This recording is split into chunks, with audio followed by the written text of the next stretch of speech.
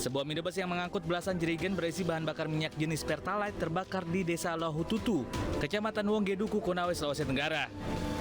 Peristiwa ini bermula saat minibus keluar dari SPBU usai mengisi BBM dan berhenti sejenak di tepi jalan. Kebakaran diduga dipicu dari sopir yang merokok hingga mengakibatkan percikan api dan menyambar ke jerigen berisi BBM di dalam mobil. 1 unit mobil pemadam dari Pemda Konawe diterjunkan ke lokasi. Akibat peristiwa ini, sopir mobil dievakuasi ke rumah sakit daerah Kabupaten Konawe karena mengalami luka bakar pada bagian kaki dan lengan. Kami dilaporkan oleh masyarakat ada salah satu mobil yang selesai mengisi BBM di Pertamina, kemudian terbakar di jalan. Jadi mobil yang terbakar ini adalah kendaraan yang telah selesai mengisi BBM. Untuk kronologi sejelasnya bagaimana keadaan kondisi pada saat terjadinya kebakaran itu, korban pengendara mobil ini masih ada sementara dirawat di rumah sakit. Bangkai mobil yang terbakar dievakuasi ke tepi jalan agar tidak mengganggu aktivitas lalu lintas. Sementara aparat Polres Konawe menyelidiki kasus termasuk menunggu keterangan sopir yang saat ini masih dalam perawatan di rumah sakit.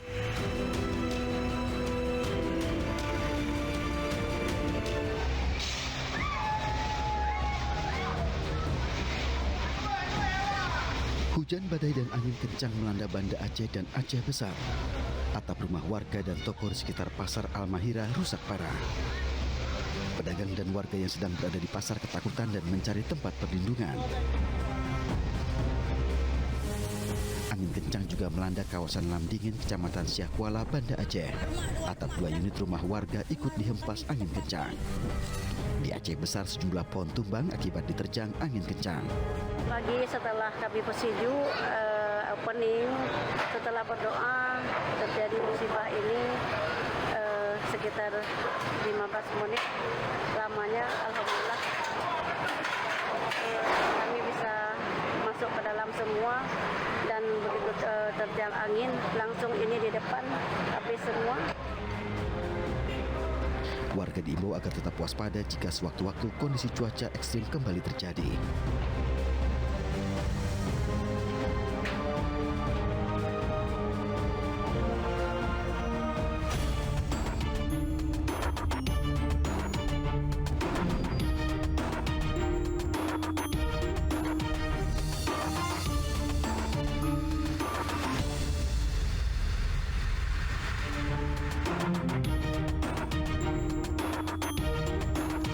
Pemirsa, bukannya mengambil hati anak kekasihnya agar lamarannya diterima, seorang pria di Bungo, Jambi justru bertindak sebaliknya.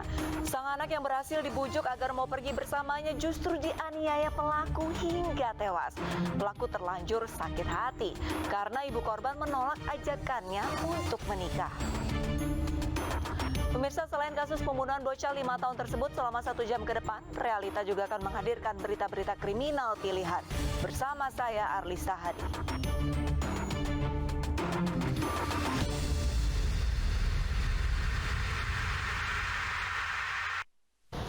Kita ke informasi pertama, 44 anggota geng motor yang meresahkan warga di Cirebon, Jawa Barat ditangkap polisi. Dari tangan geng motor, polisi menyita sejumlah senjata tajam hingga miras.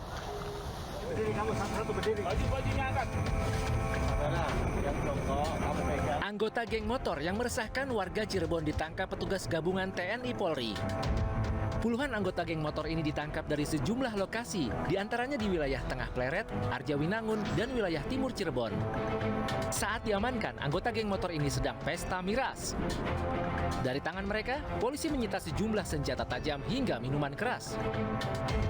Semuanya dalam rangka memberikan kondusivitas Kamtipmas di wilayah Kabupaten Cirebon, utamanya adalah bagaimana menciptakan situasi yang betul-betul kondusif pasca aksi-aksi geng motor yang dilaksanakan oleh beberapa geng motor di wilayah Kabupaten Cirebon.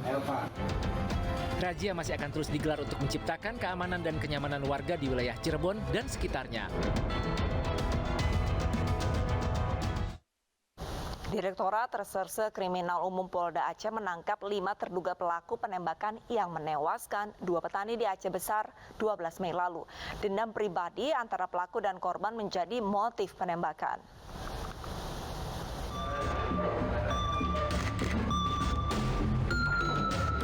Direktorat Reserse Kriminal Umum Polda Aceh dan Polres Aceh Besar berhasil menangkap 5 terduga pelaku penembakan 2 petani warga desa Indrapuri pada pertengahan Mei lalu. Kelima pelaku yang diamankan berperan sebagai perencana, pemberi informasi dan pendamping eksekutor. Sementara seorang eksekutor masih diburu. Polisi juga masih mencari senjata api yang digunakan pelaku. Berdasarkan hasil pemeriksaan sementara, motif penembakan akibat dendam pribadi antara korban dan pelaku. Kelima terduga pelaku dijerat pasal pembunuhan berencana dengan maksimal hukuman penjara seumur hidup atau hukuman mati.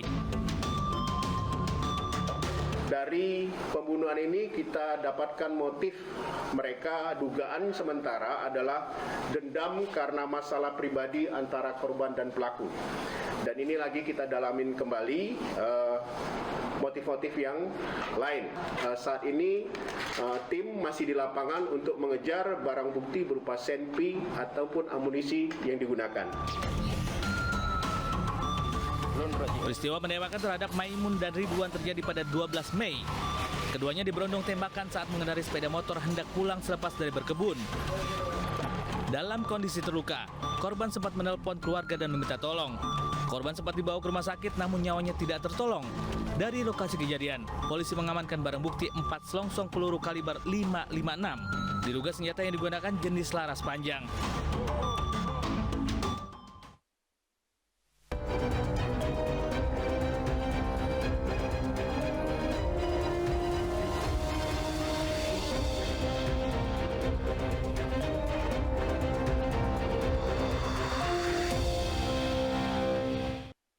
Seorang pria di kota Kendari, Sulawesi Tenggara diringkus polisi lantaran tega membunuh sahabat perempuannya. Pelaku gelap mata dan kesal karena korban tak menghiraukan ucapannya saat ditegur untuk berhenti berkaraoke menjelang waktu subuh.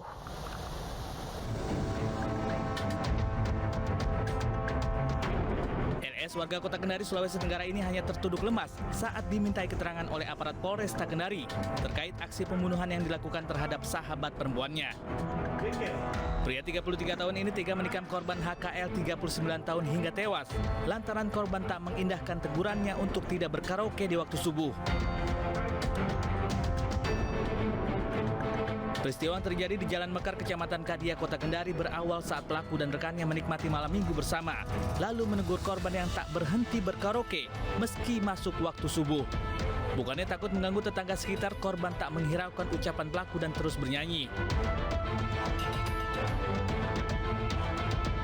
Pelaku yang geram dengan ulah korban yang menghiraukan ucapannya pun menuju dapur dan mengambil sebilah pisau. Tak kuat menahan emosi, pelaku lalu menikam korban dan melarikan diri. Korban yang terluka sempat dilarikan ke rumah sakit daerah Kota Kendari, namun sayang nyawanya tak dapat tertolong akibat pendarahan yang dialaminya. Saya mendapat informasi dari salah satu warga di sana, kemudian saya memerintahkan piket Reskrim dan Busar 77 Satreskrim untuk segera bergerak. Dan alhamdulillah tidak sampai 5 jam pelaku ditemukan di Kelurahan Puwatu, Kecamatan Puwatu. Polisi menyita barang bukti pisau dapur yang digunakan menikam korban. Untuk mempertanggungjawabkan perbuatannya, pelaku dijerat pasal 338 KUHP, subsidi 351 ayat 3 KUHP dengan ancaman hukuman 15 tahun penjara. Sempat buron, hampir 1 pekan polisi menangkap pelaku pembunuhan terhadap teman semasa sekolah di Bantul, Yogyakarta. Motif pembunuhan adalah dendam pribadi, lantaran korban sering ejek pelaku perihal hubungan asmaranya dengan seorang perempuan.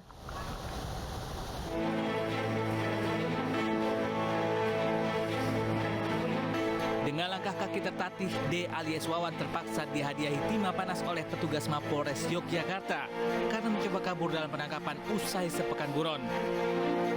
Pria 30 tahun warga Soragan, Bantul ini berurusan dengan polisi usai membunuh teman semasa SMP-nya, Budi Utomo.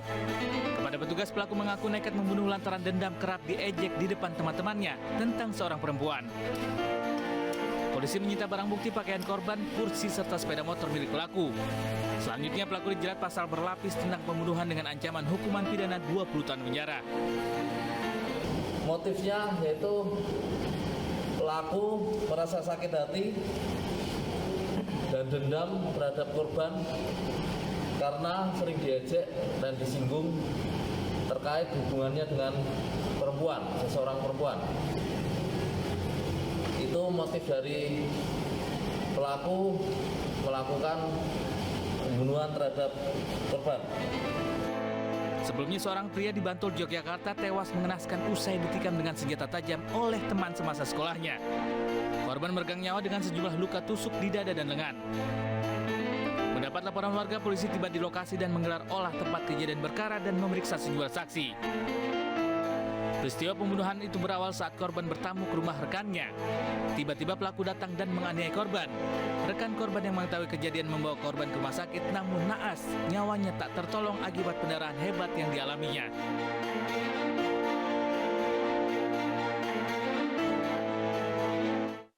Tak terima dikucilkan dan sakit hati saat dilempar kunci motor, seorang pria di Batanghari, Jambi nekat menganiaya rekan kerjanya sesama satpam dengan senjata tajam.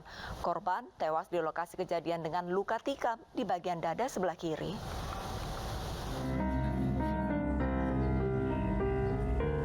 Ika, warga Batanghari, Jambi ini hanya bisa pasrah saat digelandang aparat Polres Batanghari lantaran tengah membunuh rekan kerjanya sesama satpam di sebuah perusahaan sawit.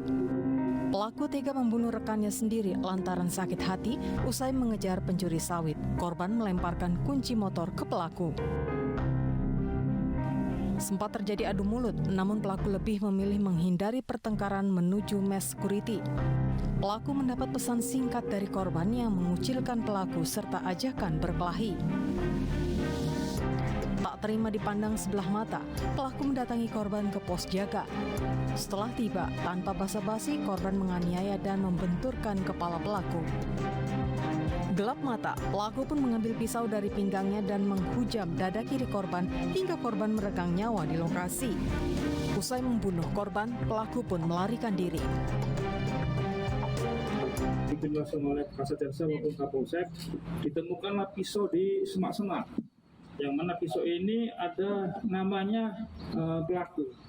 Nah, itulah menjadi petunjuk kita bahwa pelaku ini diduga kuat melakukan perbuatan pembunuhan. Demikian. Mereka bergaul baru 1 bulan nih Pak ya? Iya, betul.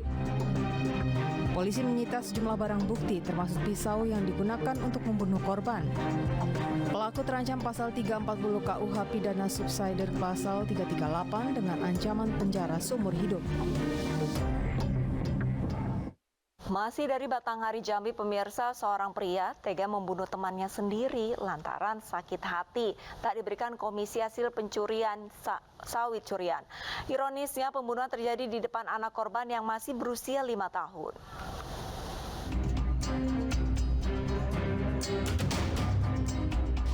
Aparat Polsek Maros Sebu Ulu yang menerima laporan langsung datangi lokasi dan menggelar olah tempat kejadian perkara dan meminta keterangan saksi-saksi termasuk anak korban. Dari hasil olah TKP, polisi mendapati barang bukti pisau dan 1 klip bening diduga bungkusan sabu. Pelaku pun ditangkap di rumahnya saat hendak kabur keluar Jambi. Aksi pembunuhan dipicu sakit hati pelaku karena korban tidak membagi uang hasil penjualan sawit curian mereka. Diketahui pelaku membutuhkan uang untuk membeli sabu. Direncanakan 1 hari sebelum kejadian. Karena setelah melakukan pencurian, 2 sawit itu langsung dijual.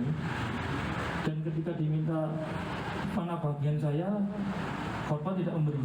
Katanya sudah habis. Sehingga pelaku merasa emosi dan merencanakan tadi malam melakukan pembunuhan terhadap korban. Polisi memberikan pendampingan untuk memulihkan trauma pada anak korban. Sementara pelaku dijerat dengan pasal pembunuhan berencana dengan ancaman penjara seumur hidup.